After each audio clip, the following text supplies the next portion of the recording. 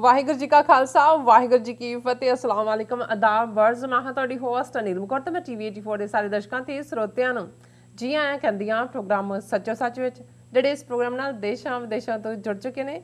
Khalistan affair centre ਦੇ ਸੰਚਾਲਕ doctor Amarjit Singh ji studio ਵਿੱਚ ਮੇਰੇ ਨਾਲ ਸ਼ਾਮਲ ਨੇ। ਉਹਨਾਂ ਨਾਲ ਗੱਲਬਾਤ ਕਰਕੇ ਅੱਜ ਦੇ ਅਹਿਮ ਇਸ਼ੂਜ਼ ਉੱਪਰ ਉਹਨਾਂ ਤੋਂ ਉਹਨਾਂ ਦਾ ਤਬਸਰਾ ਜਾਣਦੇ ਹਾਂ।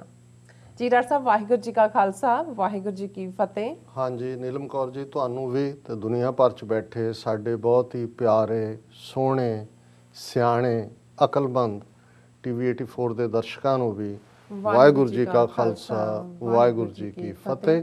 ਅਸਲਾਮ ਅਲੈਕਮ। ਜੀ ਡਾਕਟਰ ਸਾਹਿਬ, ਜੀ ਆਇਆਂ ਨੂੰ ਪ੍ਰੋਗਰਾਮ ਸੱਚੋ ਸੱਚ ਵਿੱਚ। ਬਹੁਤ ਸ਼ੁਕਰੀਆ ਜੀ ਡਾਕਟਰ ਸਾਹਿਬ, ਅੱਜ 24 ਮਈ 2021 9 ਜੇਠ ਨਾਨਕਸ਼ਾਹੀ ਸੰਮਤ 553 ਦਾ ਦਿਨ ਹੈ।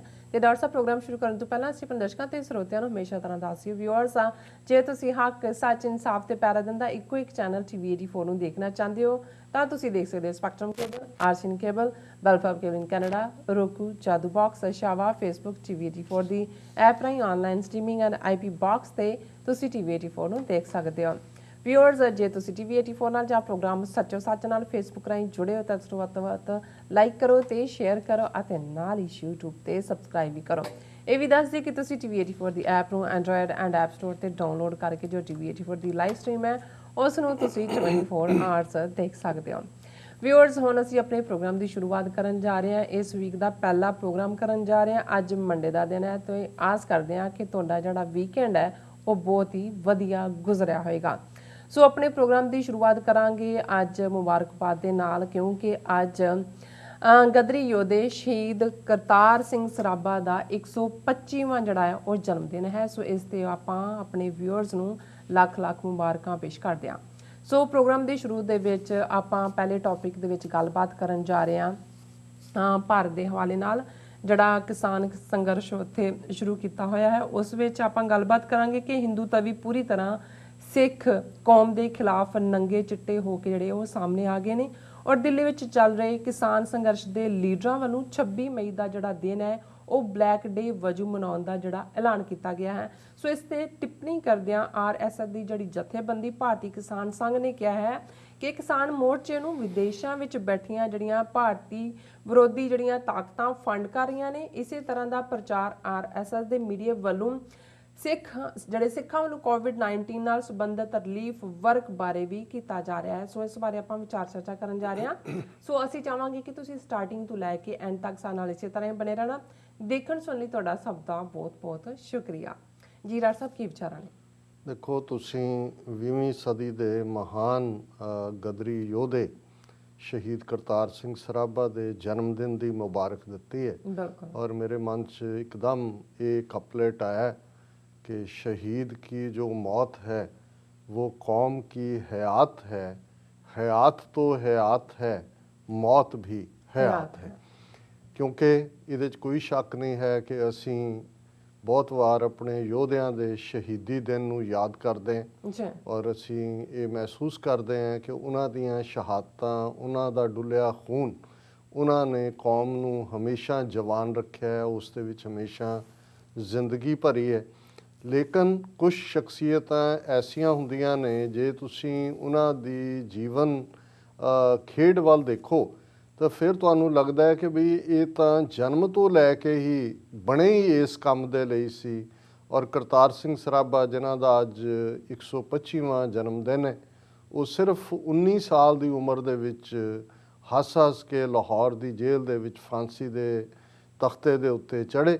ਔਰ ਕਿਵੇਂ ਲਗਭਗ 12-13 ਸਾਲ ਦੀ ਉਮਰ ਤੋਂ ਹੀ ਜਿਸ ਨੇ ਮਨ ਦੇ ਵਿੱਚ ਇਹ ਵਿਚਾਰ ਲਿਆ ਹੋਏ ਕਿ ਅੰਗਰੇਜ਼ਾਂ ਦੀ ਗੁਲਾਮੀ ਦੇ ਸੰਗਲ ਕੱਟਣੇ ਨੇ, ਔਰ ਕਿਵੇਂ ਉਹਨਾਂ ਨੇ ਉਸ ਸਫ਼ਰ ਨੂੰ ਮੁਕੰਮਲ ਕੀਤਾ, ਕਿਵੇਂ ਬਾਹਰਲੀ ਧਰਤੀ 'ਤੇ ਆਏ ਸਿੰਗਾਪੁਰ, ਉਸ ਤੋਂ ਬਾਅਦ ਕਿਵੇਂ ਭਾਰਤ ਔਰ ਫਿਰ ਅਮਰੀਕਾ ਦੇ ਵਿੱਚ ਆ ਕੇ ਉਹਨਾਂ ਨੇ ਕਿਵੇਂ ਗਦਰ ਪਾਰਟੀ, ਜਿਹਦਾ ਜ਼ਿਕਰ ਅਸੀਂ ਅਕਸਰ ਕਰਦੇ ਹਾਂ, ਔਰ ਉਸ ਦੀ ਫਾਊਂਡੇਸ਼ਨ ਸਟਾਕਟਨ ਸ਼ਹਿਰ ਕੈਲੀਫੋਰਨੀਆ ਦਾ, ਜਿੱਥੇ ਅੱਜ ਵੀ ਜਿਹੜਾ ਅਮਰੀਕਾ ਦਾ ਸਭ ਤੋਂ ਪੁਰਾਣਾ ਇਤਿਹਾਸਕ ਗੁਰਦੁਆਰਾ ਹੈ Pacific cost Khalsa Diwan society Stockton, ਉਸ ਗੁਰਦੁਆਰਾ ਸਾਹਿਬ ਦਾ ਜਿਹੜਾ ਉਹ ਪਾਰਟ ਹੈ, ਉਹ ਇਕੱਲਾ ਇੱਕ ਗੁਰਦੁਆਰਾ ਸਾਹਿਬ ਹੀ ਨਹੀਂ ਜਿਹੜਾ ਇਬਾਦਤ ਜਾਂ ਸਾਡੇ ਦੀਵਾਨਾਂ ਦੇ ਲਈ ਸੀ, ਕਿਵੇਂ ਉਹ ਗਦਰ ਪਾਰਟੀ ਦਾ ਸੈਂਟਰ ਬਣਿਆ, ਕਿਵੇਂ ਉੱਥੇ ਗਦਰ ਪਾਰਟੀ ਨਾਲ ਸੰਬੰਧਿਤ ਲਿਟਰੇਚਰ, ਜਿਸ ਦੀ ਪਹਿਲੀ ਆਵਾਜ਼ ਗਦਰ ਗੂੰਜਾਂ ਦੇ ਰੂਪ ਦੇ ਵਿੱਚ ਉਹਨਾਂ ਦੀ ਪਬਲੀਕੇਸ਼ਨ ਜਿਹੜੀ ਉਰਦੂ ਔਰ ਪੰਜਾਬੀ ਦੇ ਵਿੱਚ ਦੁਨੀਆ ਭਰ ਦੇ ਵਿੱਚ ਪਹੁੰਚਾਈ ਜਾਂਦੀ ਸੀ।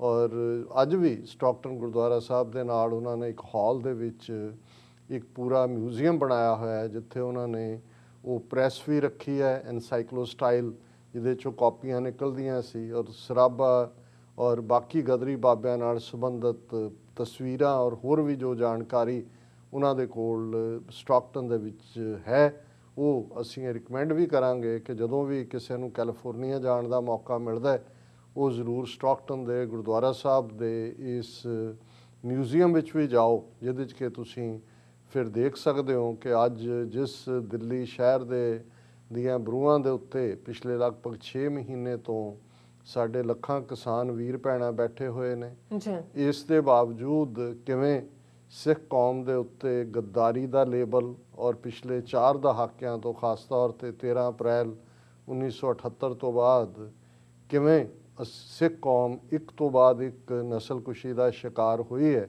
ਤੇ ਫਿਰ ਇਹ ਗੱਲ ਸਾਹਮਣੇ ਆਏਗੀ ਕਿ ਕਦੇ ਇਸੇ ਧਰਤੀ ਤੋਂ ਇਹ ਉਹ ਪੀਰੀਅਡ ਸੀ ਜਦੋਂ ਗਾਂਧੀ, ਜਿਸ ਨੂੰ ਮਹਾਤਮਾ ਦਾ ਦਰਜਾ ਦਿੱਤਾ ਗਿਆ, ਉਹ ਸਾਊਥ ਅਫਰੀਕਾ ਦੇ ਵਿੱਚ ਬੈਠਾ ਉਹਨਾਂ ਦਾ ਸਾਰਜੈਂਟ ਬਣ ਕੇ ਪਹਿਲੀ ਸੰਸਾਰ ਜੰਗ ਦੇ ਵਿੱਚ ਉਹਨਾਂ ਦੀ ਖਿਦਮਤ ਕਰ ਰਿਹਾ ਸੀ, ਸਾਰਿਆਂ ਨੂੰ ਕਹਿ ਰਿਹਾ ਸੀ ਕਿ ਜੀ ਅੰਗਰੇਜ਼ਾਂ ਦਾ ਸਾਥ ਦਿਓ। ਉਹੀ ਪੀਰੀਅਡ ਹੈ ਕਿ ਜਿੱਥੇ ਇੰਡੀਅਨ ਨੈਸ਼ਨਲ ਕਾਂਗਰਸ, ਜਿਸ ਦੇ ਬਾਅਦ ਦੇ ਵਿੱਚ ਨਹਿਰੂ ਤੋਂ ਲੈ ਕੇ ਔਰ ਅੱਜ ਤੱਕ ਸੋਨੀਆ ਗਾਂਧੀ ਤੱਕ ਕਿਵੇਂ ਇਹਨਾਂ ਨੇ ਸਿੱਖਾਂ ਨੂੰ ਡੀਲ ਕੀਤਾ, ਇਹ ਅਜੇ ਭਾਰਤ ਦੇ ਵਿੱਚ ਰਹਿੰਦਿਆਂ ਅੰਗਰੇਜ਼ਾਂ ਦੇ ਗੁਣ ਗਾਇਨ ਕਰ ਰਹੇ ਸੀ। ਇਹ ਉਹੀ ਵਕਤ ਸੀ ਰਵਿੰਦਰਨਾਥ ਟੈਗੋਰ, ਜਿਸ ਦਾ ਲਿਖਿਆ ਨੈਸ਼ਨਲ ਐਂਥਮ ਜਨ ਗਣ ਮਨ ਅੱਜ ਵੀ ਜਿਹੜਾ ਉਹ ਪੜ੍ਹਿਆ ਜਾਂਦਾ ਹੈ, ਕਿਉਂਕਿ ਨੈਸ਼ਨਲ ਐਂਥਮ ਹੈ।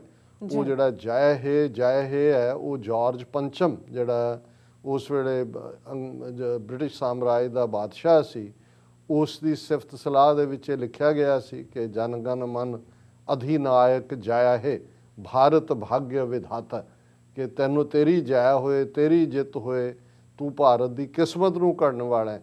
ਪਰ ਹਜ਼ਾਰਾਂ ਮੀਲ ਦੂਰ ਉਸ ਧਰਤੀ ਤੋਂ ਅਮਰੀਕਾ ਦੀ ਧਰਤੀ 'ਤੇ ਕੈਨੇਡਾ, ਬ੍ਰਿਟਿਸ਼ ਕੋਲੰਬੀਆ 'ਚ ਬੈਠੇ ਸਾਡੇ ਬਜ਼ੁਰਗ ਇਹ ਸੋਚਦੇ ਸੀ ਕਿ ਕਿਵੇਂ ਗੁਲਾਮੀ ਦੇ ਸੰਗਲ ਕੱਟਣੇ ਨੇ, ਔਰ ਇਹ ਜਾਣਦਿਆਂ ਹੋਇਆਂ ਵੀ, ਔਰ ਇਹ ਜਿਹੜਾ ਕਪਲੇਟ ਅਕਸਰ ਕਰਤਾਰ ਸਿੰਘ ਸਰਾਭਾ ਦੇ ਬੁੱਲਾਂ 'ਤੇ ਹੁੰਦਾ ਸੀ, ਉਹਨਾਂ ਦੇ ਮੁਖਾਰਬਿਨ ਤੋਂ ਹੁੰਦਾ ਸੀ ਕਿ ਸੇਵਾ ਦੇਸ਼ ਦੀ ਜਿੰਦੜੀਏ ਬੜੀ ਔਖੀ, ਗੱਲਾਂ ਕਰਨੀਆਂ ਢੇਰ ਸੁਖਲੀਆਂ ਨੇ, ਜਿਨ੍ਹਾਂ ਦੇਸ਼ ਸੇਵਾ ਵੱਲ ਪੈਰ ਪਾਇਆ ਉਹਨਾਂ ਲੱਖ ਮੁਸੀਬਤਾਂ ਝੱਲੀਆਂ ਨੇ। ਉਹਨਾਂ ਨੂੰ ਵੀ ਪਤਾ ਸੀ ਕਿ ਉਹਨਾਂ ਦੇ ਮੁਲਕ ਦੇ ਵਛਿੰਦੇ ਵੱਡੀ ਹੱਦ ਤੱਕ ਜਿਹੜੇ ਨੇ ਉਹ ਗਰਕ ਚੁੱਕੇ ਨੇ, ਉਹਨਾਂ ਨੇ ਗੁਲਾਮੀ ਨੂੰ ਕਬੂਲ ਲਿਆ ਹੋਇਆ ਹੈ।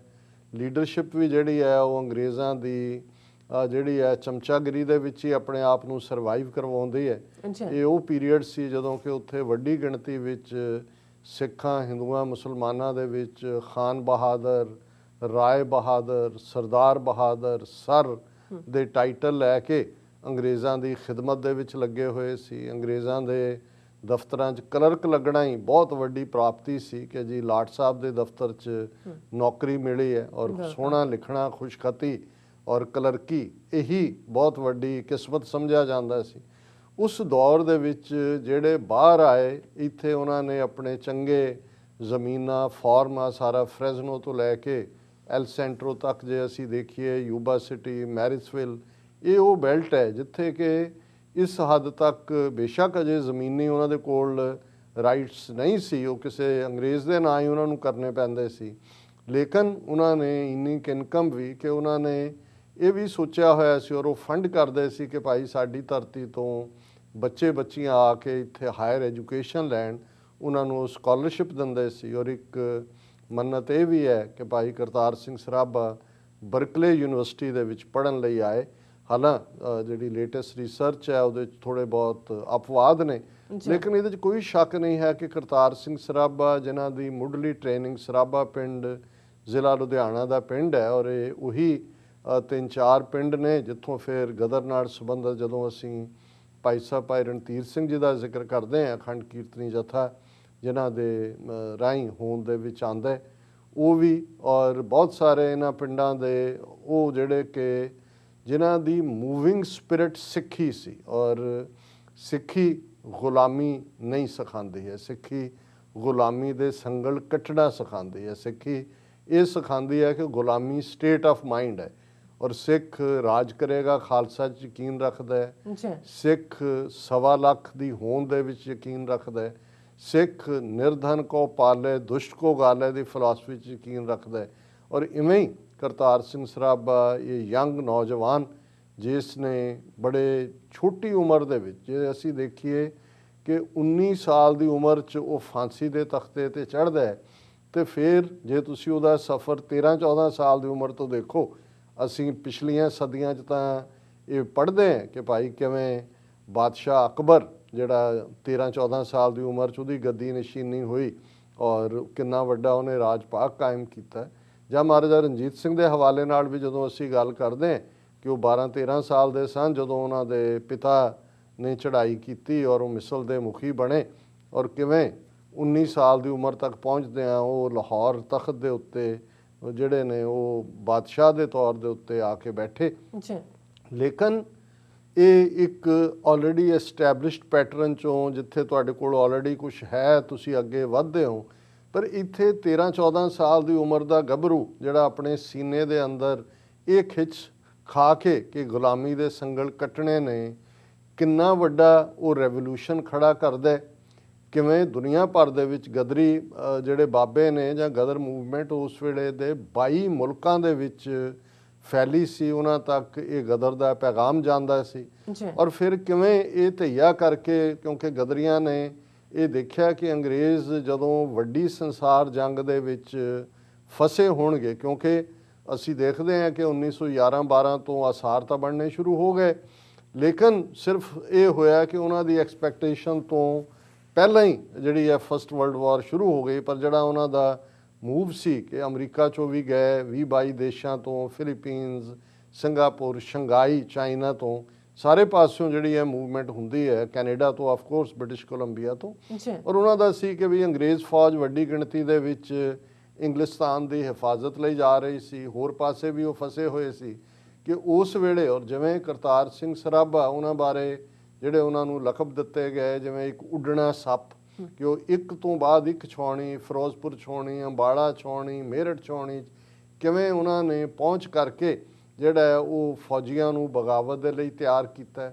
ਅਮਰੀਕਾ ਜਾਣ ਬਾਰੇ ਜਦੋਂ ਸਰ ਅਜਮੇਰ ਸਿੰਘ ਹੋਰਾਂ ਨੇ ਜਿਹੜੀ ਉਹਨਾਂ ਦੇ ਉੱਤੇ ਕਿਤਾਬ ਲਿਖੀ ਹੈ, ਉਸ 'ਚ ਉਹਨਾਂ ਨੇ ਇਹ ਕਿਹਾ ਕਿ ਵੀ ਉਹ ਪਹਿਲਾ ਸਿੱਖ ਪਾਇਲਟ ਹੈ। ਅਮਰੀਕਾ 'ਚ ਰਹਿੰਦੇ ਉਹਨਾਂ ਨੇ ਜਹਾਜ਼ ਉਡਾਉਣ ਦੀ ਵੀ ਉਸ ਪੀਰੀਅਡ ਦੇ ਵਿੱਚ, ਹੋ ਸਕਦਾ ਛੋਟਾ ਜਹਾਜ਼ ਜਾਂ ਕਿਵੇਂ ਹੈ, ਮੈਂ ਵੇਰ ਵਿੱਚ ਨਹੀਂ ਜਾਵਾਂਗਾ, ਲੇਕਿਨ ਇਹਦੇ 'ਚ ਕੋਈ ਸ਼ੱਕ ਨਹੀਂ ਹੈ ਕਿ ਜਿਹੜੀ ਗੱਲ ਉਹ ਇੱਕ ਵਾਰ ਦੇਖ ਲੈਂਦੇ ਸੀ, ਜਿਸ ਚੀਜ਼ ਨੂੰ ਉਹਨੂੰ ਉਹ ਯਾਦ ਵੀ ਕਰ ਲੈਂਦੇ ਸੀ, ਔਰ ਹਰ ਚੀਜ਼ ਦੇ ਵਿੱਚ ਉਹਨਾਂ ਦਾ ਦਿਮਾਗ ਪੂਰੀ ਤਰ੍ਹਾਂ ਚੱਲਦਾ ਸੀ। ਔਰ ਅਕਸਰ ਇਹ ਕਿਹਾ ਜਾਂਦਾ ਹੈ ਕਿ ਜਿਹਦੇ ਨਾਲ ਉਹ 10 ਮਿੰਟ ਗੁਜ਼ਾਰ ਲੈਂਦਾ ਸੀ, ਉਹਨੂੰ ਅੰਗਰੇਜ਼ਾਂ ਦੇ ਖਿਲਾਫ ਬਗਾਵਤ ਲਈ ਖੜਾ ਕਰ ਲੈਂਦਾ ਸੀ। ਲੇਕਿਨ ਮੰਦੇ ਭਾਗਾਂ ਨੂੰ ਜਦੋਂ ਅਸੀਂ ਦੇਖਦੇ ਹਾਂ ਕਿ ਜਿੱਥੇ ਅਸੀਂ ਅਕਸਰ ਇਹ ਗੱਲ ਕਰਦੇ ਹਾਂ ਕਿ ਸਿੱਖਾਂ 'ਚ ਸਰਦਾਰ ਬੜੇ ਨੇ ਤੇ ਨਾਲ ਦੀ ਨਾਲ ਫਿਰ ਗੱਦਾਰ ਵੀ ਬੜੇ ਨੇ। ਇੱਕ ਕਿਰਪਾਲ ਸਿੰਘ ਨਾਂ ਦਾ ਬੰਦਾ ਜਿਹੜਾ ਇੱਥੇ ਹੀ ਸਟਾਕਟਨ ਕੈਲੀਫੋਰਨੀਆ ਦੇ ਵਿੱਚ ਗਦਰੀਆਂ ਦੀਆਂ ਸਫਾਂ ਦੇ ਵਿੱਚ ਦਾਖਲ ਹੋਇਆ, ਜਦੋਂ ਵਾਪਸ ਜਾ ਕੇ ਚਾਰੇ ਪਾਸੇ ਛਾਉਣੀਆਂ ਦੇ ਵਿੱਚ ਔਰ ਕੁੱਲ ਮਿਲਾ ਕੇ ਉਹਨਾਂ ਨੇ ਆਰਗੇਨਾਈਜ਼ ਕਰ ਲਿਆ, ਹਥਿਆਰ ਵੀ ਸੀ, ਕਿੱਥੋਂ ਕੀ ਹੋਏਗਾ, ਤੇ ਗਦਰ ਦੀ ਡੇਟ ਵੀ ਫਿਕਸ ਕਰ ਦਿੱਤੀ ਗਈ ਕਿ ਇਸ ਦਿਨ ਇਹ ਜਿਹੜਾ ਛਾਉਣੀਆਂ ਤੋਂ ਗਦਰ ਦੀ ਸ਼ੁਰੂਆਤ ਹੋਏਗੀ। ਕਿਰਪਾਲ ਸਿੰਘ ਨੇ ਉਹ ਸੂਹ ਅੰਗਰੇਜ਼ਾਂ ਤੱਕ ਪਹੁੰਚਾ ਦਿੱਤੀ।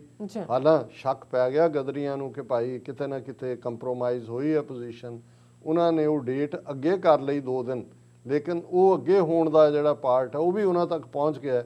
ਨਤੀਜੇ ਦੇ ਤੌਰ ਤੇ ਪੁਲਿਸ ਨੇ ਜਿਹੜੀ ਉਹਨਾਂ ਦੀ ਬ੍ਰਿਟਿਸ਼ ਇੰਟੈਲੀਜੈਂਸ ਏਜੰਸੀਆਂ ਦੀ ਫਿਰ ਨਿਗਰਾਨੀ ਹੇਠ ਉਹਨਾਂ ਨੇ ਥਾਂ ਥਾਈਂ ਅੰਬਾਲਾ, ਫਿਰੋਜ਼ਪੁਰ, ਮੇਰਠ ਛਾਉਣੀਆਂ ਦੇ ਵਿੱਚ ਫੌਜੀਆਂ ਨੂੰ ਬੇਹਥਿਆਰੇ ਕਰ ਦਿੱਤਾ। ਬਹੁਤ ਸਾਰੇ ਗਦਰੀਆਂ ਦੇ ਟਿਕਾਣਿਆਂ 'ਤੇ ਛਾਪੇ ਮਾਰ ਕੇ ਉਹਨਾਂ ਨੂੰ ਫੜ ਲਿਆ। ਹਾਲਾਂਕਿ ਕਰਤਾਰ ਸਿੰਘ ਸਰਾਭਾ ਔਰ ਉਹਨਾਂ ਦੇ 2 ਹੋਰ ਸਾਥੀ ਚਕਮਾ ਦੇ ਕੇ ਨਿਕਲ ਗਏ ਔਰ ਪਿਸ਼ਾਵਰ ਤੋਂ ਉਹ ਪਠਾਣੀ ਭੇਸ ਦੇ ਵਿੱਚ ਇਲਾਕਾ ਗੈਰ ਜਿਹੜਾ ਹੁਣ ਖੈਬਰ ਪਖਤੂਨਖਵਾ ਦਾ ਹਿੱਸਾ ਬਣਿਆ, ਉੱਥੇ ਪਹੁੰਚ ਗਏ, ਜਿਹੜੇ ਅੰਗਰੇਜ਼ਾਂ ਦੀ ਪਹੁੰਚ ਤੋਂ ਦੂਰ ਸੀ। ਲੇਕਿਨ ਕੁਛ ਦੇਰ ਬਾਅਦ ਹੀ ਉਹਨਾਂ ਨੂੰ ਇਹ ਲੱਗਾ ਕਿ ਭਾਈ ਇਹ ਠੀਕ ਨਹੀਂ ਹੈ, ਅਸੀਂ ਸਾਨੂੰ ਵਾਪਸ ਮੁੜਨਾ ਚਾਹੀਦਾ ਹੈ।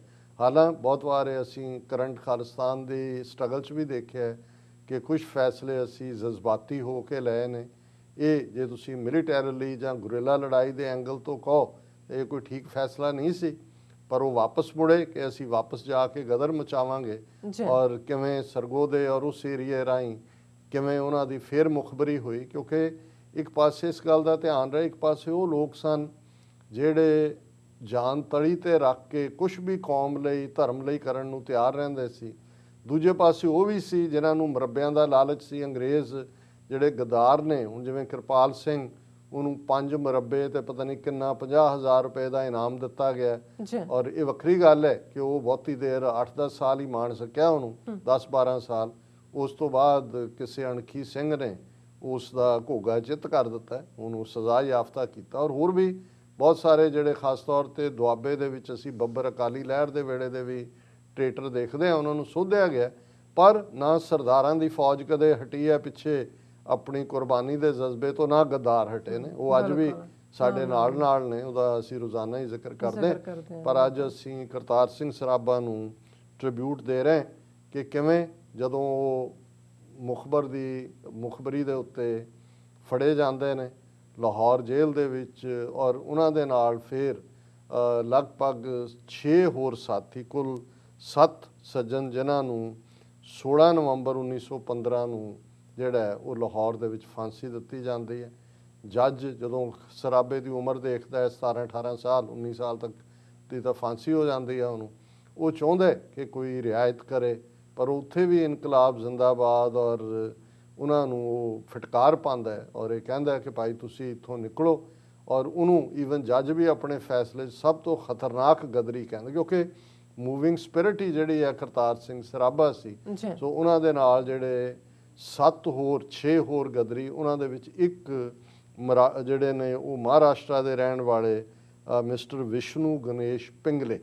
ਔਰ ਮੈਂ ਸਮਝਦਾ ਵੀ ਸਾਡਾ ਫਰਜ਼ ਬਣਦਾ ਹੈ ਕਿ ਜਿਨ੍ਹਾਂ ਨੇ, ਕਿਉਂਕਿ ਗਦਰ ਲਹਿਰ ਦੇ ਵਿੱਚ ਮੁਸਲਮਾਨਾਂ ਦੀ ਸ਼ਮੂਲੀਅਤ ਵੀ ਸੀ, ਭਾਵੇਂ ਥੋੜ੍ਹੀ ਸੀ, ਹਿੰਦੂਆਂ ਦੀ ਸ਼ਮੂਲੀਅਤ ਉਸ ਤੋਂ ਵੀ ਥੋੜ੍ਹੀ ਸੀ। ਔਰ ਅਸੀਂ ਆਉਣ ਵਾਲੇ ਪੀਰੀਅਡ ਜਿਹੜੇ ਉਹਦੇ 'ਚ ਮੁਸਲਮਾਨ ਪਾਤਰ ਜਿਹੜੇ ਸ਼ਹੀਦ ਹੋਏ ਉਹਨਾਂ ਦਾ ਅਸੀਂ ਜ਼ਿਕਰ ਵੀ ਕਰਾਂਗੇ। ਲੇਕਿਨ ਇਹ ਵਿਸ਼ਨੂੰ ਗਣੇਸ਼ ਪਿੰਗਲੇ ਜਿਹੜੇ ਨੇ, ਇਹ ਉਹਨਾਂ ਦੇ ਨਾਲ ਜਿਹੜੇ ਕਰਤਾਰ ਸਿੰਘ ਸਰਾਭਾ ਦੇ ਨਾਲ ਫਿਰ ਫਾਂਸੀ ਦੇ ਰੱਸਿਆਂ ਦੇ ਉੱਤੇ ਚੜ੍ਹੇ। ਉਹਨਾਂ ਦੇ ਵਿੱਚ ਅੰਮ੍ਰਿਤਸਰ ਜ਼ਿਲ੍ਹੇ ਦੇ ਸ਼ਹੀਦ ਭਾਈ ਜਗਤ ਸਿੰਘ ਪਿੰਡ ਸੁਰ ਸਿੰਘ ਦੇ ਸੀ, ਸ਼ਹੀਦ ਭਾਈ ਬਖਸ਼ੀਸ਼ ਸਿੰਘ ਪਿੰਡ ਗਿਲਵਾਲੀ, ਸ਼ਹੀਦ ਭਾਈ ਸੁਰੈਣ ਸਿੰਘ ਛੋਟਾ ਇਹ ਵੀ ਪਿੰਡ ਗਿਲਵਾਲੀ, ਇੱਕ ਸ਼ਹੀਦ ਭਾਈ ਸੁਰੈਣ ਸਿੰਘ ਵੱਡਾ, 2 ਸੁਰੈਣ ਸਿੰਘ ਸੀ, ਇਹ ਵੀ ਪਿੰਡ ਗਿਲਵਾਲੀ, ਸ਼ਹੀਦ ਭਾਈ ਹਰਨਾਮ ਸਿੰਘ ਪਿੰਡ ਪੱਟੀ ਗੁਰਾਇਆ, ਇਹ ਸਿਆਲਕੋਟ ਦੇ ਸਨ। ਵਿਸ਼ਨੂੰ ਗਣੇਸ਼ ਪਿੰਗਲੇ ਇਹ ਯਰਵਦਾ ਮਹਾਰਾਸ਼ਟਰ ਦੇ ਸਨ। ਸੋ ਅਸੀਂ ਅੱਜ ਇਹਨਾਂ ਸਾਰਿਆਂ ਯੋਧਿਆਂ ਨੂੰ ਵੀ ਯਾਦ ਕਰਦੇ। ਪਰ ਇੱਕ ਗੱਲ ਦਾ ਧਿਆਨ ਰਹੇ ਕਿ ਬਹੁਤ ਵਾਰ ਅਜੋਕੇ ਕਾਮਰੇਡੀ ਲਿਖਾਰੀਆਂ ਨੇ ਗਦਰ ਲਹਿਰ ਨੂੰ ਕਮਿਊਨਿਸਟ ਖਾਤੇ 'ਚ ਪਾਉਣ ਦਾ ਯਤਨ ਕੀਤਾ। ਹਾਲਾਂ ਉਦੋਂ ਅਜੇ ਜਿਹੜਾ ਕਮਿਊਨਿਜ਼ਮ ਦਾ ਜਿਹੜਾ 1917 ਦੇ ਵਿੱਚ ਰਸ਼ੀਅਨ ਇਨਕਲਾਬ ਆਇਆ, ਉਹ ਉਸ ਤੋਂ ਬਾਅਦ ਦੀ ਗੱਲ ਹੈ। ਇਹ ਸਾਰੇ ਹੀ ਗਦਰੀ ਬਾਬੇ, ਇਹਨਾਂ 'ਚ ਅੰਮ੍ਰਿਤਧਾਰੀ, ਸਿੱਖੀ ਨੂੰ ਪਰਨਾਏ ਹੋਏ ਪੱਕੇ ਨਿਤਨੇਮੀ, ਔਰ ਬਹੁਤ ਸਾਰਿਆਂ ਨੇ ਅਖੀਰ ਤੱਕ ਸਿੱਖੀ ਸਰੂਪ ਰੱਖ ਕੇ ਵੀ ਭਾਵੇਂ ਉਹ ਅੰਡਰਗਰਾਊਂਡ ਵਿਚਰਦੇ ਰਹੇ ਇਨ ਦਾ ਹਾਈਡਿੰਗ, ਔਰ ਆਪਣਾ ਕਾਇਮ ਰੱਖਿਆ। ਔਰ ਜੇਲ੍ਹ 'ਚ ਹੁੰਦਿਆਂ ਜਿਹੜੀ ਉਹਨਾਂ ਨੇ ਕਰਤਾਰ ਸਿੰਘ ਸਰਾਭੇ ਨੇ ਰਚਨਾ ਕੀਤੀ, ਔਰ ਇਹ ਜੇਲ੍ਹ ਦੇ ਵਿੱਚ ਸਾਰੇ ਇਹ ਤਾਂ 7 ਫਾਂਸੀ 'ਤੇ ਲੱਗੇ, ਹੋਰ ਵੀ ਜਿਨ੍ਹਾਂ ਨੂੰ ਉਮਰ ਕੈਦ ਹੋਈ, ਇਹ ਬੜੇ ਜਿਹੜੇ ਨੇ ਬੜੀ ਸੁਰ ਦੇ ਵਿੱਚ ਸਾਰੇ ਮਿਲ ਕੇ ਗਾਉਂਦੇ ਸੀ। ਔਰ ਇਹ ਵੱਡੀ ਨਜ਼ਮ ਹੈ, ਪਰ ਉਹਦੇ ਜਿਹੜੇ ਬੰਦ ਬਾਅਦ ਦੇ ਵਿੱਚ ਜਿਹੜੀਆਂ ਟੈਕਸਟ ਬੁੱਕਸ ਦੇ ਵਿੱਚ ਨਜ਼ਮ ਦਿੱਤੀ ਗਈ, ਉਹਦੇ 'ਚੋਂ ਇਹ ਕਪਲੇਟ ਕੱਟੇ ਗਏ। ਔਰ ਇਹ ਭਾਈ ਅਜਮੇਰ ਸਿੰਘ ਹੋਰਾਂ ਨੇ ਬੜਾ ਐਫਰਟ ਕਰਕੇ ਇਸ ਗੱਲ ਨੂੰ ਯਕੀਨੀ ਬਣਾਇਆ ਕਿ ਇਹ ਸਭ ਦੇ ਸਾਹਮਣੇ ਆਉਣ। ਮੈਂ ਉਹ ਜ਼ਰੂਰ ਦੁਹਰਾਉਣਾ ਚਾਹਾਂਗਾ। ਔਰ ਇਹ ਕਪਲੇਟ ਸੀ, ਸਦਾ ਜੀਵਣਾ ਨਹੀਂ ਜਹਾਨ ਅੰਦਰ, ਖਿਲੀ ਰਹੇਗੀ ਸਦਾ ਗੁਲਜ਼ਾਰ ਨਾਹੀਂ, ਸਦਾ ਕੂੜਦੀ ਰਹੇ ਨਾ ਜ਼ਾਰ ਸ਼ਾਹੀ, ਸਦਾ ਜ਼ਾਬਰਾਂ ਹੱਥ ਤਲਵਾਰ ਨਾਹੀਂ, ਰੰਗ ਬਦਲਦੀ ਰਹੇਗੀ ਸਦਾ ਕੁਦਰਤ, ਬਣਦਾ ਵਕਤ ਕਿਸੇ ਦਾ ਯਾਰ ਨਾਹੀਂ, ਹੋਸੀ ਧਰਮ ਦੀ ਜਿੱਤ ਅਖੀਰ ਬੰਦੇ, ਬੇੜੀ ਪਾਪ ਦੀ ਲੱਗਣੀ ਪਾਰ ਨਾਹੀਂ, ਸਾਡੇ ਵੀਰਨੋ ਤੁਸਾਂ ਨੇ ਖੁਸ਼ ਰਹਿਣਾ, ਅਸੀਂ ਆਪਣੀ ਆਪ ਨਿਭਾ ਦਿਆਂਗੇ, ਦੁੱਖ ਝੱਲਾਂਗੇ ਹੱਸ ਕੇ ਵਾਂਗ ਮਰਦਾਂ, ਨਾਲ ਖੁਸ਼ੀ ਦੇ ਸੀਸ ਲੁਹਾ ਦਿਆਂਗੇ, ਖਾਤਰ ਧਰਮ ਦੀ ਜਿੰਦ ਕੁਰਬਾਨ ਕਰਕੇ ਜੜ ਜ਼ੁਲਮ ਦੀ ਪੁੱਟ ਦਿਖਾ ਦਿਆਂਗੇ। ਥੋੜੇ ਦਿਨਾਂ ਤਾਈਂ ਬੇੜਾ ਪਾਰ ਹੋਸੀ, ਸਰੋਂ ਹੱਥ ਤੇ ਅਸੀਂ ਜਮਾ ਦਿਆਂਗੇ। ਸਾਡੇ ਵੀਰਨੋ ਤੁਸਾਂ ਨਾ ਫਿਕਰ ਕਰਨਾ, ਵਿਦਾ ਬਖਸ਼ਣੀ ਖੁਸ਼ੀ ਦੇ ਨਾਲ ਸਾਨੂੰ, ਫਾਂਸੀ ਤੋਪ ਬੰਦੂਕ ਤੇ ਤੀਰ ਬਰਛੀ ਕੱਟ ਸਕਦੀ ਨਹੀਂ ਤਲਵਾਰ ਸਾਨੂੰ। ਸਾਡੀ ਆਤਮਾ ਸਦਾ ਅਡੋਲ ਵੀਰੋ, ਕਰੂ ਕੀ ਤੁਫੰਗ ਦਾ ਵਾਰ ਸਾਨੂੰ। ਖਾਤਰ ਧਰਮ ਦੀ ਪਿਤਾ ਨੇ ਪੁੱਤ ਵਾਰੇ, ਦਿਸੇ ਚਮਕਦੀ ਨੇਕ ਮਿਸਾਲ ਸਾਨੂੰ। ਬਿਲਕੁਲ ਹੁਣ ਜਿਨ੍ਹਾਂ ਦੀ ਪ੍ਰੇਰਨਾ ਦਸ਼ਮੇਸ਼ ਪਿਤਾ ਸਰਬੰਸ ਦਾਨੀ ਨੇ, ਉਹਨਾਂ ਨੂੰ ਤੁਸੀਂ ਕਿਸੇ ਹੋਰ ਖਾਤੇ 'ਚ ਪਾਓ। ਇਹ ਕਿਸ ਹੱਦ ਤੱਕ ਬੇਈਮਾਨ ਹੋਏ ਨੇ। ਅੱਜ ਵੀ ਕਿਸਾਨ ਸੰਘਰਸ਼ ਦੇ ਹਵਾਲੇ ਨਾਲ ਵੀ ਅਸੀਂ ਦੇਖ ਰਹੇ ਹਾਂ ਕਿ ਕਿਵੇਂ ਸਿੱਖੀ ਸਪਿਰਿਟ, ਨਿਸ਼ਾਨ ਸਾਹਿਬ ਜਿਹੜੇ ਮੂਵਿੰਗ ਸਪਿਰਿਟ ਨੇ, ਉਹਨੂੰ ਕਿਵੇਂ ਇਹਨਾਂ ਨੇ ਆਪਣੇ ਆਪ ਨੂੰ ਡਿਸਟੈਂਸ ਕੀਤਾ ਹੈ। ਪਰ ਕਿਉਂਕਿ ਸਾਡਾ ਟੌਪਿਕ ਅੱਜ ਇੱਥੇ ਅਸੀਂ ਸ਼ਹੀਦ ਕਰਤਾਰ ਸਿੰਘ ਸਰਾਭਾ ਨੂੰ ਯਾਦ ਕਰ ਰਹੇ ਹਾਂ, ਉੱਥੇ ਅਸੀਂ ਇਹ ਦੇਖਣਾ ਹੈ ਕਿ ਉਹੀ ਲੈਗੇਸੀ ਹੁਣ ਵਕਤ ਦੀ ਘੜੀ, ਤਾਰੀਖ ਦੀ ਘੜੀ ਨੇ ਲਗਭਗ 1 ਸਦੀ ਦਾ ਸਫ਼ਰ ਤੈਅ ਕੀਤਾ। ਅਸੀਂ ਜ਼ਿਕਰ ਕੀਤਾ ਉਹਨਾਂ ਦੀ ਕੁਰਬਾਨੀਆਂ ਦਾ, ਔਰ ਜਿਵੇਂ 1915 ਦੇ ਵਿੱਚ ਸ਼ਹਾਦਤ ਹੁੰਦੀ ਹੈ, ਹੁਣ ਅਸੀਂ 2021 ਦੀ ਗੱਲ ਕਰ ਰਹੇ ਹਾਂ। ਲਗਭਗ 106 ਸਾਲ ਬਾਅਦ ਕਿਸਾਨ ਸੰਘਰਸ਼। ਮੈਂ ਅੱਜ ਫੋਕਸ ਇਸ ਤੇ ਰੱਖਾਂਗਾ ਕਿਉਂਕਿ ਇੱਕ ਜਦੋਂ ਅਸੀਂ ਤਬਦੀਲੀ ਦੇਖ ਰਹੇ ਹਾਂ ਪੰਜਾਬ ਦੇ ਵਿੱਚ ਵੀ, ਉਸ ਵਰਗ ਦੇ ਵਿੱਚ ਵੀ ਜਿਨ੍ਹਾਂ ਨੂੰ ਖਾਲਿਸਤਾਨ ਲਫ਼ਜ਼ ਦੇ ਨਾਲ ਸਮੱਸਿਆ ਸੀ, ਜਿਨ੍ਹਾਂ ਨੂੰ ਲੱਗਦਾ ਸੀ ਕਿ ਜੇ ਸੰਤ ਜਰਨੈਲ ਸਿੰਘ ਖਾਲਸਾ ਪਿੰਡਾਂ ਵਾਲੇ ਹਥਿਆਰਬੰਦ ਹੋ ਕੇ ਦਰਬਾਰ ਸਾਹਿਬ ਦੇ ਅਕਾਲ ਤਖਤ ਸਾਹਿਬ ਤੇ ਨਾ ਹੁੰਦੇ ਤੇ ਫਿਰ ਜੋ ਸਿੱਖਾਂ ਦੀ ਨਸਲਕੁਸ਼ੀ ਹੋਈ ਆ ਉਹ ਨਹੀਂ ਸੀ ਹੋਣੀ, ਜਿਨ੍ਹਾਂ ਨੂੰ ਲੱਗਦਾ ਸੀ ਕਿ ਪੀਸਫੁਲ ਤਰੀਕੇ ਦੇ ਨਾਲ ਦੁਨੀਆ 'ਚ ਦੇਖੋ ਤਬਦੀਲੀ ਪੀਸਫੁਲੀ ਹੁੰਦੀ ਹੈ, ਪੀਸਫੁਲ ਹੋਣਾ ਚਾਹੀਦਾ ਹੈ, ਉਹਨਾਂ ਨੂੰ ਇਸ ਕਿਸਾਨ ਸੰਘਰਸ਼ ਨੇ ਜ਼ਰੂਰ ਵਾਈਜ਼ ਬਣਾਇਆ।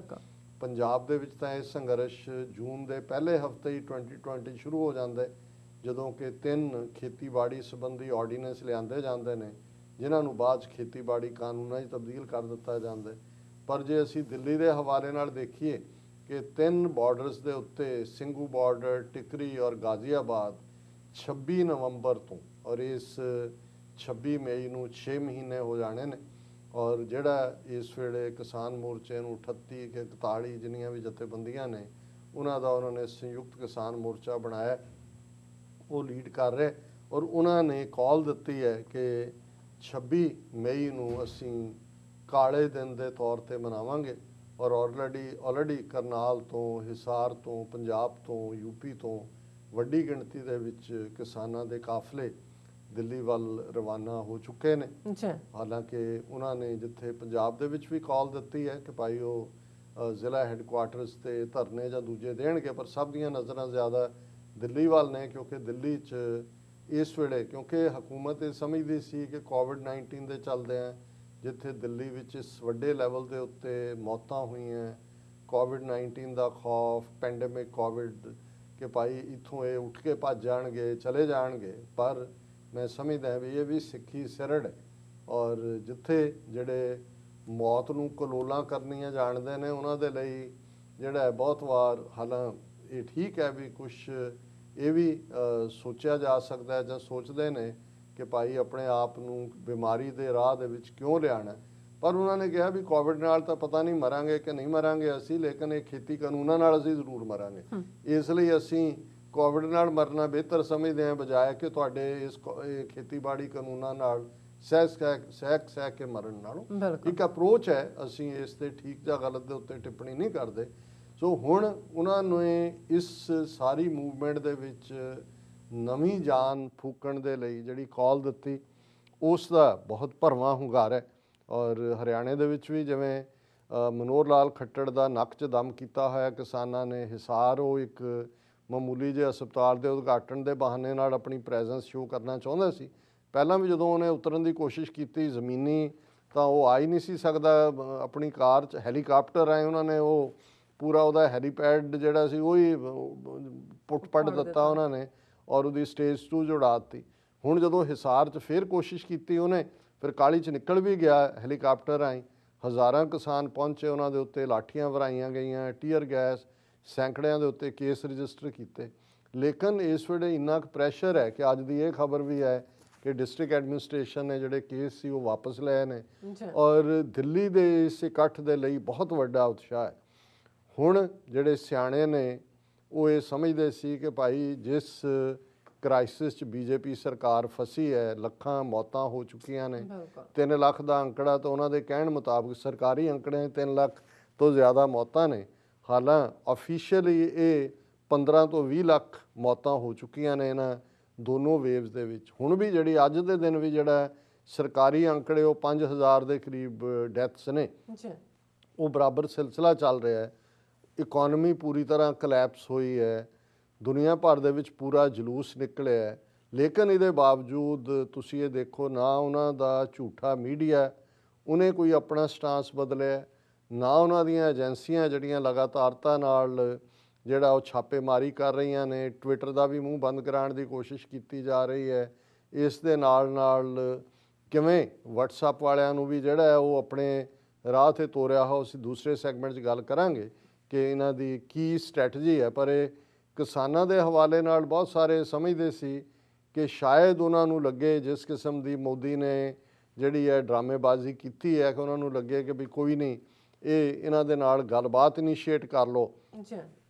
ਕਿਉਂਕਿ ਕਿਸਾਨ ਜਥੇਬੰਦੀਆਂ ਨੇ ਵੀ ਕਿਹਾ ਕਿ ਭਾਈ ਤੁਸੀਂ ਗੱਲਬਾਤ ਕਿਉਂ ਨਹੀਂ ਕਰਦੇ। ਉਹ ਆਪਣਾ ਇਹ ਦਿਖਾਉਣਾ ਚਾਹੁੰਦੇ ਨੇ ਜੀ ਅਸੀਂ ਗੱਲਬਾਤ ਤੋਂ ਨਹੀਂ ਭੱਜਦੇ। ਪਰ ਉਹਨਾਂ ਦੀ ਇਹ ਵੀ ਇੱਕ ਸਟਾਈਲ ਹੈ RSS ਦਾ ਕਿ ਜਦੋਂ ਉਹਨਾਂ ਨੇ ਕਿਸ ਤੋਂ ਕੀ ਘਵਾਣਾ, ਉਹ ਸਾਰੇ RSS ਵਾਲੇ ਜਿਹੜੇ ਨੇ ਇਨ ਕਾਹੂਟਸ ਹੀ ਕੰਮ ਕਰ ਰਹੇ ਹੁੰਦੇ ਨੇ, ਉਹ ਸਾਰੇ ਹੈਂਡ ਇਨ ਗਲਵ ਹੁੰਦੇ ਨੇ। ਔਰ ਇਸ ਜਿਹੜਾ ਬਲੈਕ ਡੇ ਦੀ ਕਾਲ ਹੈ ਇਹਨੂੰ ਲੈ ਕੇ, ਕਿਉਂਕਿ RSS ਦਾ ਇੱਕ ਕਿਸਾਨਾਂ ਦੇ ਵਿੱਚ ਵਿੰਗ ਭਾਰਤੀ ਕਿਸਾਨ ਸੰਘ ਦੇ ਨਾਂ ਥੱਲੇ, ਕਿਉਂਕਿ 72 ਦੇ ਕਰੀਬ ਇਹਨਾਂ ਦੀਆਂ ਐਫੀਲੀਏਟ ਆਰਗੇਨਾਈਜੇਸ਼ਨਸ ਨੇ ਔਰ ਭਾਰਤੀ ਕਿਸਾਨ ਸੰਘ ਨੇ ਜਿਹੜਾ ਹੈ ਇਸ ਜਿਹੜਾ ਮਈ 26 ਨੂੰ ਬਲੈਕ ਡੇ ਮਨਾਉਣ ਦਾ ਕਿਸਾਨਾਂ ਦਾ ਫੈਸਲਾ ਹੈ ਉਹਨੂੰ ਬਲੈਕ ਡਿਸੀਜਨ ਕਿਹਾ ਕਿ ਇਹ ਕਾਲਾ ਫੈਸਲਾ ਹੈ। ਜੇ ਗੱਲ ਇੱਥੇ ਵੀ ਰੁਕ ਜਾਂਦੀ ਤਾਂ ਉਹ ਕਹਿੰਦੇ ਜੀ ਠੀਕ ਹੈ, ਉਹ ਆਪਣੀ ਸਰਕਾਰ ਦੀ ਪੋਜੀਸ਼ਨ ਦੱਸ ਰਹੇ ਨੇ। ਪਰ ਇਸ ਤੋਂ ਵੀ ਅੱਗੇ ਜਾ ਕੇ ਉਹਨਾਂ ਨੇ ਕਿਹਾ ਕਿ ਵੀ ਇਹਨੂੰ 26 ਜਨਵਰੀ ਨਾਲ ਫਿਰ ਜੋੜਨ ਦੀ ਕੋਸ਼ਿਸ਼ ਕੀਤੀ ਇਨ ਦਾ ਨੇਮ ਆਫ ਫਾਰਮਰਸ। ਇਹ ਹੁਣ ਭਾਰਤੀ ਕਿਸਾਨ ਸੰਘ ਕਹਿ ਰਿਹਾ they have declared May 26 as Black Day for Democracy, but their real intent was demonstrated on January 26 when they spread fear and terror in the most undemocratic way. ਹੁਣ ਇਹ 26 ਜਨਵਰੀ ਦਾ ਫਿਰ ਹਵਾਲਾ ਦੇ ਕੇ ਜਿਹੜਾ ਇਹਨਾਂ ਦੀ ਕਰਤੂਤ ਹੀ ਸੀ ਉਸ ਨੂੰ ਜਿਹੜਾ ਇਹ ਨੈਗੇਟ ਕਰ ਰਹੇ ਨੇ। ਔਰ ਇਹ ਜਿਹੜਾ ਉਹਨੇ ਜਿਹੜਾ ਭਾਰਤੀ ਕਿਸਾਨ ਸੰਘ ਦਾ ਜਨਰਲ ਸੈਕਟਰੀ ਹੈ ਬਦਰੀ ਨਾਰਾਇਣ ਚੌਧਰੀ, ਉਹਨੇ ਕਿਹਾ ਕਿ ਜੀ entire farming community is feeling angry and questioning who gave these people the right to defame farmers in such a ਵੇ। ਉਹਨੂੰ ਇਹ ਕਹਿ ਰਹੇ ਨੇ ਕਿ ਇਹ ਸੋ ਕਾਲਡ ਫਾਰਮਰਸ ਨੇ, ਇਹ ਤਾਂ ਸਾਰੀ ਫਾਰਮਰ ਕਮਿਊਨਿਟੀ ਨੂੰ ਬਦਨਾਮ ਕਰ ਰਹੇ ਨੇ। ਔਰ ever since the inception of this so called farmers agitation, ਲੱਖਾਂ ਲੋਕ ਜਿਹੜੇ 6 ਮਹੀਨੇ ਤੋਂ ਬੈਠੇ ਨੇ ਉਹ ਸੋ ਕਾਲਡ ਅਖੌਤੀ ਕਿਸਾਨ ਹੋ ਗਏ। ਕਹਿੰਦਾ genuine farmers are ashamed of undemocratic anti-people way of these so-called farmer leaders who are being financed by anti-India agencies outside India and terrorizing people with the help of terrorist elements। ਹੁਣ ਦੇਖ ਲਓ ਕਿ farmer movement ਨੂੰ ਭਾਰਤ ਵਿਰੋਧੀ ਏਜੰਸੀਆਂ ਬਾਹਰ ਬੈਠੀਆਂ ਉਹ ਫੰਡ ਕਰ ਰਹੀਆਂ ਔਰ ਉਹ ਦਹਿਸ਼ਤਗਰਦ ਐਲੀਮੈਂਟਸ ਨੂੰ ਇਸਤੇਮਾਲ ਕਰ ਰਹੇ ਨੇ ਲੋਕਾਂ ਨੂੰ ਟੈਰਰਾਈਜ਼ ਕਰਨ ਦੇ ਲਈ। ਔਰ ਨਾਲ ਦੀ ਨਾਲ ਉਹ ਕਹਿ ਰਿਹਾ ਕਿ ਵੀ ਇਹ presence of BKS Bharatiya Kisan Sangh objected to presence of anti social anarchic elements in this agitation from day 1 itself. ਉਹ ਕਿਹਾ ਜੀ ਇਹ ਪਹਿਲੇ ਦਿਨ ਤੋਂ ਹੀ ਇਹ ਤਾਂ ਅਫਰਾ ਤਫਰੀ ਫੈਲਾਉਣ ਵਾਲੇ ਔਰ ਦੂਸਰਾ ਜਿਹੜੇ ਨੇ ਹਿੰਸਾ ਕਰਨ ਵਾਲੇ ਲੋਕ ਨੇ। ਔਰ ਉਹਦੇ 'ਚ ਈਵਨ ਜਿਹੜੀ ਇੱਕ ਅਨਫੋਰਚੂਨੇਟ ਘਟਨਾ ਵੈਸਟ ਬੰਗਾਲ ਦੀ ਇੱਕ ਬੱਚੀ ਨਾਲ ਵਾਪਰੀ ਜਿਹਦਾ ਇੱਕ ਵੱਖਰਾ ਉਹਦਾ ਨੈਰੇਟਿਵ ਹੈ, ਉਹਨੂੰ ਜੋੜ ਕੇ ਕਹਿ ਰਿਹਾ ਕਿ ਵੀ ਇਹ ਸਾਰੇ ਜਿਹੜੇ ਨੇ ਐਂਟਾਈ ਡੈਮੋਕ੍ਰੇਸੀ ਵੀ ਨੇ, ਐਂਟਾਈ ਇੰਡੀਆ ਵੀ ਨੇ ਔਰ ਇਹ ਜਿਹੜੇ ਨੇ ਬਾਹਰਲੀਆਂ ਏਜੰਸੀਆਂ ਦੇ ਸਿਰ ਦੇ ਉੱਤੇ ਜਿਹੜਾ ਹੈ ਉਹ ਉਹਨਾਂ ਦੀ ਫੰਡਿੰਗ ਦੇ ਨਾਲ ਚੱਲ ਰਹੇ ਨੇ। ਹੁਣ ਜਦੋਂ ਤੁਸੀਂ ਦੋ ਘਟਨਾਵਾਂ ਇੱਕੋ ਵੇਲੇ ਦੇਖਦੇ ਹੋ, ਇਹ ਉਹਨਾਂ ਦਾ ਭਾਰਤੀ ਕਿਸਾਨ ਸੰਘ ਦਾ ਲੀਡਰ ਕਹਿ ਰਿਹਾ ਔਰ ਦੂਸਰੇ ਪਾਸੇ RSS ਦਾ ਇੱਕ ਆਪ ਇੰਡੀਆ ਮੀਡੀਆ, ਉਹਨਾਂ ਦਾ ਆਪ ਇੰਡੀਆ ਸਟਾਫ ਨੇ ਖਬਰ ਲਾਈ ਉਹਨਾਂ ਦੇ ਕਿ after Khalsa aid received 6-figure donation from J.K. Rawlings Trust in the name of COVID-19 relief work, farmer movements gain momentum। ਹੁਣ ਪਿਛਲੇ ਦਿਨਾਂ 'ਚ J.K. Rawling Trust ਹੈ, ਉਹਨਾਂ ਨੇ 6 ਖਾਲਸਾ ਏਡ ਨੇ ਅਨਾਉਂਸ ਕੀਤਾ ਹੈ। 6 ਦਾ ਮਤਲਬ ਹੈ ਕਿ ਜ਼ਾਹਰ ਹੈ ਕਿ ਜੇ ਪਾਉਂਡਸ ਦੇ ਵਿੱਚ ਹੈ ਤੇ ਉਹ ਕਰੋੜਾਂ ਰੁਪਏ ਉਹਨਾਂ ਨੇ ਕਿ ਬਈ ਤੁਸੀਂ ਬਹੁਤ ਚੰਗਾ ਕੰਮ ਕਰ ਰਹੇ ਹੋ COVID-19 ਦੇ ਲਈ, ਔਰ ਉਹਨਾਂ ਨੇ 6 ਅਮਾਊਂਟ ਉਹਨਾਂ ਨੇ ਨਹੀਂ ਕਿਹਾ, 6 ਤੋਂ ਅੰਦਾਜ਼ਾ ਕਿ ਵੱਡੀ ਡੋਨੇਸ਼ਨ ਉਹਨਾਂ ਨੇ ਖਾਲਸਾ ਏਡ ਨੂੰ ਦਿੱਤੀ। ਹੁਣ ਇਹ ਜਿਹੜਾ ਆਪ ਇੰਡੀਆ ਇਹਨਾਂ ਦਾ ਇਹ ਕਹਿ ਰਿਹਾ farmer protest which was on decline in recent Times have suddenly gained A lot of momentum as we speak. More and more farmers are reaching Delhi Haryana border to mark the 26th May as a black day on the occasion of completion of। ਹੁਣ ਤੁਸੀਂ ਦੇਖੋ ਇੱਕ ਪਾਸੇ ਭਾਰਤੀ ਕਿਸਾਨ ਸੰਘ ਉਹਨਾਂ ਨੂੰ ਐਂਟਾਈ India funding ਨਾਲ ਜੋੜ ਰਿਹਾ ਤੇ ਆਪ ਇੰਡੀਆ ਕਹਿ ਰਿਹਾ ਹੈ ਕਿ ਇਹ ਤਾਂ ਮਰ ਗਈ ਸੀ ਮੂਵਮੈਂਟ, ਕੋਈ ਜਾਂਦਾ ਨਹੀਂ ਸੀ। ਇਹ ਜਿਹੜੀ J.K. ਰੋਲਿੰਗ ਟਰਸਟ ਨੇ 6 ਡੋਨੇਸ਼ਨ ਦਿੱਤੀ, ਉਹਦੇ ਤੋਂ ਬਾਅਦ ਉੱਥੇ ਗਹਿਮਾ ਗਹਿਮ ਹੋ ਗਈ, ਹਰਿਆਣੇ ਚੋਂ ਦੂਸਰੇ ਕਿਸਾਨ ਜਾ ਰਹੇ ਨੇ ਔਰ ਉਹਨਾਂ ਨੇ ਕਿਹਾ ਕਿ ਵੀ 12 ਆਪੋਜੀਸ਼ਨ ਪਾਰਟੀਜ਼ ਨੇ ਵੀ ਉਹਨਾਂ ਨੂੰ ਹਮਾਇਤ ਦਿੱਤੀ ਹੈ, ਕਾਂਗਰਸ ਸਮੇਤ, ਔਰ ਨਾਲ ਦੀ ਨਾਲ ਉਹਨਾਂ ਨੇ ਕਿਹਾ ਕਿ incidentally the sudden growth in momentum comes day after Khalistan sympathiser organisation Khalsa Aid. ਹੁਣ ਪਹਿਲਾਂ ਬਾਹਰਲੀਆਂ ਏਜੰਸੀਆਂ ਨਾਲ ਜੋੜੋ, ਫਿਰ ਉਹਨੂੰ ਖਾਲਿਸਤਾਨ ਨਾਲ ਜੋੜੋ, ਫਿਰ ਖਾਲਸਾ ਏਡ ਨਾਲ ਜੋੜੋ। Khalsa aid received A 6 donation from J.K. Rolling charitable organisation ਕਿ ਵੀ ਇਹ J.K. ਰੋਲਿੰਗ ਉਹਨਾਂ ਦੀ ਚੈਰੀਟੇਬਲ ਆਰਗੇਨਾਈਜੇਸ਼ਨ ਨੇ 6 ਦਿੱਤੀ ਹੈ ਔਰ ਨਾਲ ਦੀ ਨਾਲ assuming that 6 amount was in pound it would translate into crores of rupees in Indian rupee ਕਿ ਵੀ ਇਹ ਤਾਂ ਕਰੋੜਾਂ ਰੁਪਏ ਦੀ ਡੋਨੇਸ਼ਨ ਜਿਹੜੀ ਹੈ J.K. ਰੋਲਿੰਗ ਨੇ ਦਿੱਤੀ ਹੈ। ਔਰ ਉਸ ਤੋਂ ਪਹਿਲਾਂ ਉਹਨਾਂ ਨੇ ਵਿੱਚ ਹੀ ਹੇਮਕੁੰਡ ਫਾਊਂਡੇਸ਼ਨ ਵੀ ਘੜੀਸ ਲਈ ਕਿ ਉਹ ਵੀ ਜਿਹੜਾ ਨੇ ਉਹ ਡੋਨੇਸ਼ਨ ਲੈ ਰਹੇ ਨੇ ਬਾਹਰੋਂ ਔਰ FCRA ਲਾਜ਼ ਦੀ ਵਾਇਓਲੇਸ਼ਨ ਕਰ ਰਹੇ ਨੇ।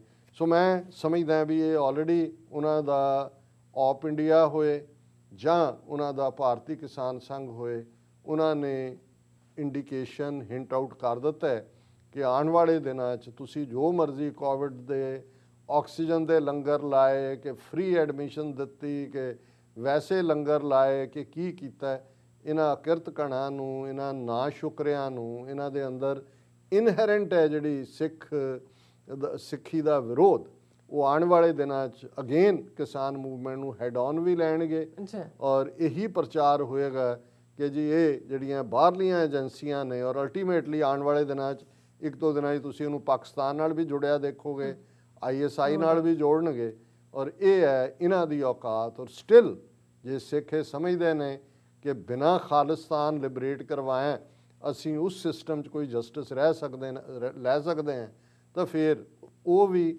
ਤੇ ਜਿਹੜੇ ਇਸ ਕਿਸਮ ਦੇ ਬਿਲੀਵ ਵਾਲੇ ਨੇ ਉਹ ਮੂਰਖਾਂ ਦੀ ਦੁਨੀਆ 'ਚ ਹੀ ਰਹਿੰਦੇ ਨੇ।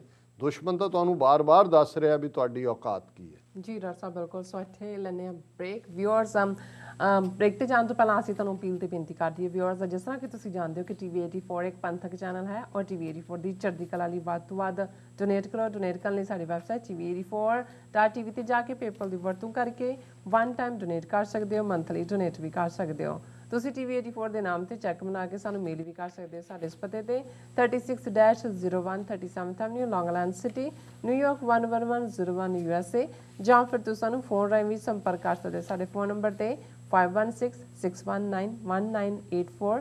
ਤੁਸੀਂ ਸਾਨੂੰ ਈਮੇਲ ਵੀ ਕਰ ਸਕਦੇ ਹੋ sparta@tv84.tv ਤੇ। ਅਸੀਂ ਤੁਹਾਡੇ ਤਹਿ ਦਿਲ ਤੋਂ ਸ਼ੁਕਰਗੁਜ਼ਾਰ ਹੋਵਾਂਗੇ। ਸੋ ਇੱਥੇ ਲੈਣੇ ਬ੍ਰੇਕ। ਵਿਊਅਰਸ ਤੁਸੀਂ ਸਾਨੂੰ ਇਸੇ ਤਰ੍ਹਾਂ ਹੀ ਬਣੇ ਰਹਿਣਾ। ਮਿਲਦੇ ਹਾਂ ਆਫਟਰ ਦਿਸ ਸ਼ਾਰਟ ਬ੍ਰੇਕ।